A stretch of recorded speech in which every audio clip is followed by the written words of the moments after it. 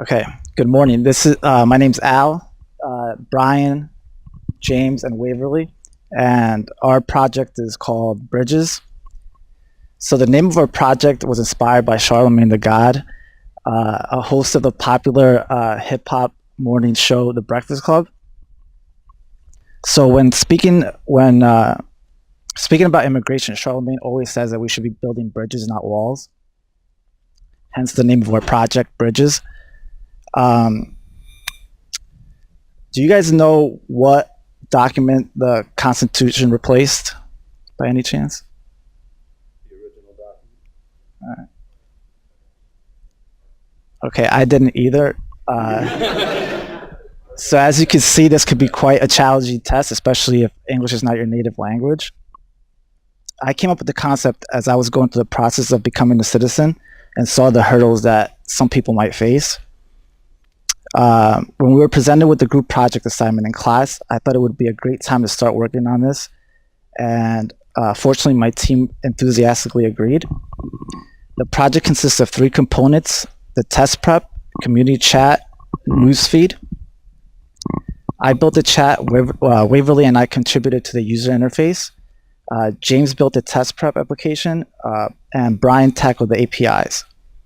With the chat, I used Firebase, and basically just had it set up so when the user put his name in this field, I had a click listener attached to the comment box on the enter button, and that would push the username and the comment to Firebase. And on the Firebase, I had another listener that whenever something changed, it would populate the text box. So the purpose for the chat is we want the community to be able to speak to each other. So if you had any questions about the test exams, any resources, we also want volunteers to be able to go on there and speak to the applicants. For the UI, we used Materialized, and it's actually pretty cool. These scroll boxes here, they're not there usually, but I guess it's like a Mac Windows conflict. So normally these scroll bars are hidden. And for the background, I used a jQuery plugin called Backstretch that dynamically expands the image to fit any background or element. So we just our focus was just to make it very simple and easy to use for the applicants. And I'm going to pass it to James, and he'll elaborate on No, that's fine.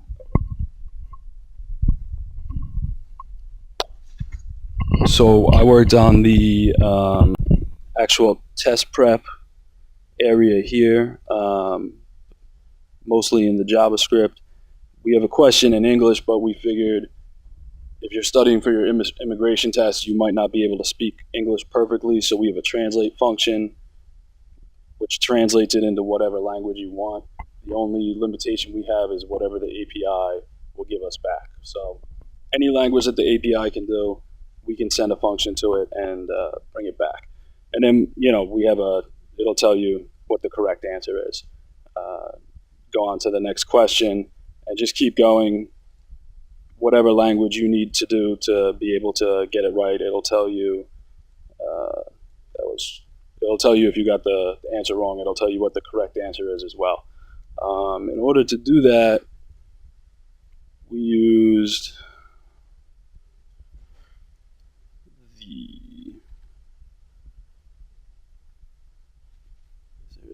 Okay. So we built an array of objects, quite a few objects, each one with a question, an answer, containing an array, and a correct answer. We wanted a lot of questions so that people didn't get bored with the site.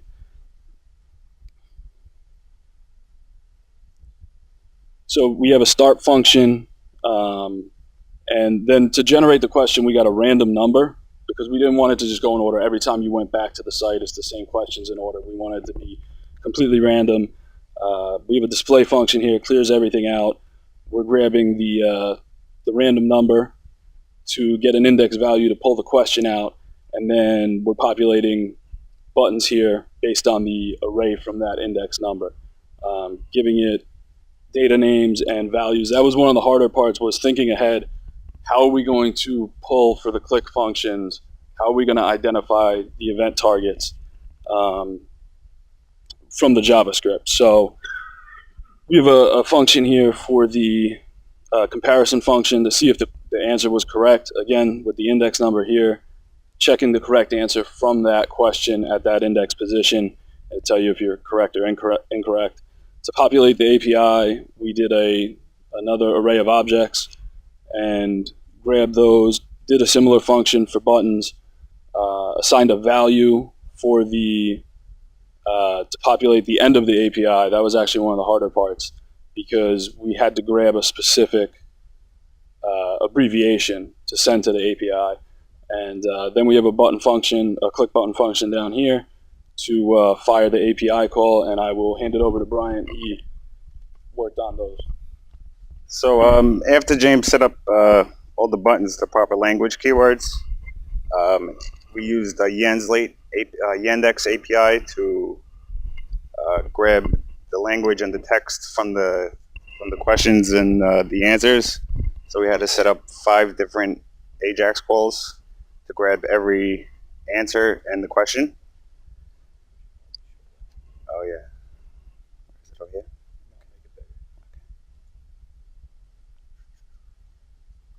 Good. Yeah.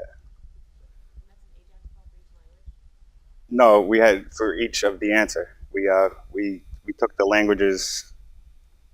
We set up a variable for each of the values and languages, and then we put it inside of the query URL, which is seen through here. Got the questions.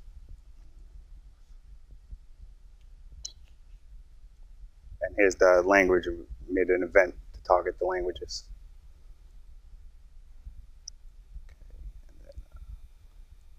Then after that, we set up a news feed using the Google RSS feed, which is very simple to set up.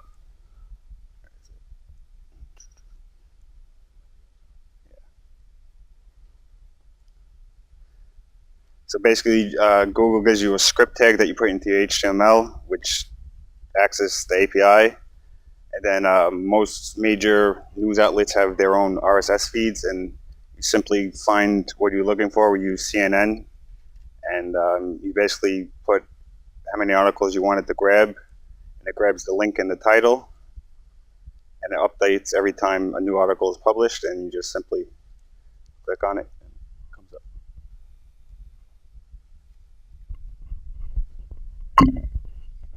All right, so we're really excited about this. We're really excited about this project, and we're going to continue working on it. Our plan right now is to make it free for everybody.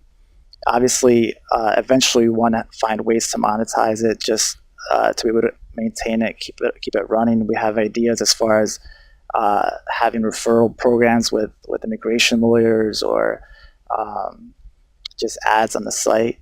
But we think this is there's nothing out there. We've already checked. There's no resources like it. So we think it's important for people to have something like this available to them, and that's our project. Thank you.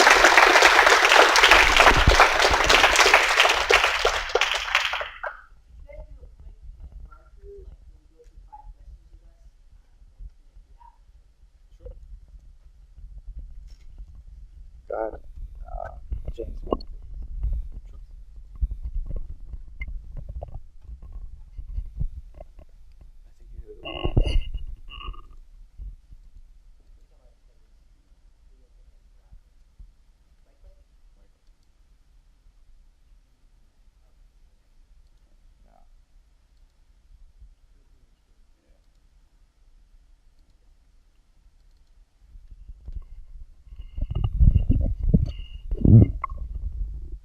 Any language in particular that? Okay. Well, we have 5 right now. The API gave us access for English to about 25 is Russian. Okay. The part that we didn't think of is we assume that that's the correct translation, but I don't speak Russian, so it's whatever it's whatever Google API gives you back, and we're not going to do it better than Google. So.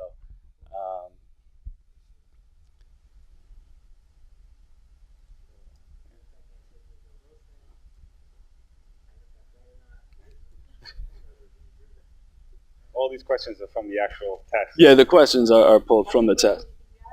We have 100. We have 100. We have 100. The array was 100 questions total. We also want to in the future, you have to get 6 out of the 10 questions right on the actual test. So we're going to try to eventually see if you get a passing grade or not, 60%. And then can you showcase this to the chat just a little bit, or can we add it? Sure. Hold on. Let me give this to you for a second. Yeah.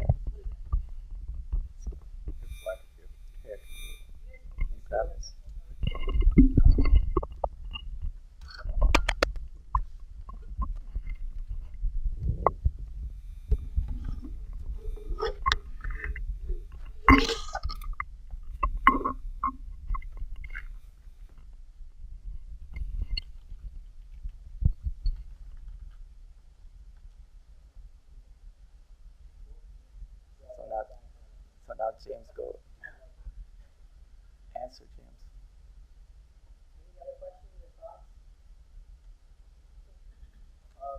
The JSON of the questions, I'll put them in a separate file because it makes it a lot easier to read. You can use jQuery to use the JSON that way. In JS, I noticed there's a lot of repetition. So you guys work on it right now. We did work on a for loop for that for the calls. For some reason, when I wrote it would print out the correct language on the button, but for the data name it came back undefined. So I had to go back to that. I'm sure with a little more time we could get that to work out, but for some reason that was just glitching on me, and it wouldn't give me the data name in order to grab the button. One thing that would have been cool, so since you guys changed the language for the questions, it'd be cool if the chat box also changed languages so that if you wanted to chat a different language, they would know okay, I can do it here. I like what Quincy said. I want to raise it. I think a separate JS file is good, but something like Firebase, put the questions in affirmative base or rather than along with the app that way. Put the data out there and edit it completely apart from the app. You don't have to redeploy an app because you had a couple of questions. That raises the chances that you're just going to break something. But I mean, the things that we're talking about are things that would keep this from being a 5-star app. So I mean, don't take it personally. Again, I also love that you should get one problem, solve the world, and then create an app. And like you said, there's no other app that gives you a survey practice one like this. That's really cool. Yeah, and I think the significance of that can't be understated because as someone who's gone through the bootcamp process, it is incredibly difficult to come up with good ideas when you're learning because you're under so much stress. And yeah, I mean, I feel a very strong connection to this because I am first generation American, foreign born, so it's really awesome. So I had another question, but I saw something over there. Any other questions?